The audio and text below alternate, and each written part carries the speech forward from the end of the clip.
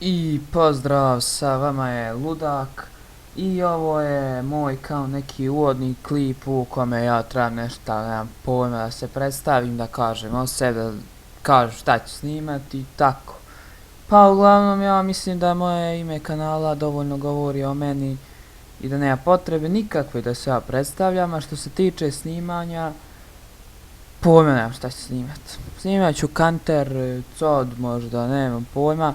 Snimat ću neke starije igrice pošto nemam neki ekstra dobar komp, to jest igram na cigli a ne na kompu. Ali dobro, i to nije to. Pripremio sam vam za kraj, to jeste da malo uživate u videu, malo sam igrao CS 1.6, pa uživajte.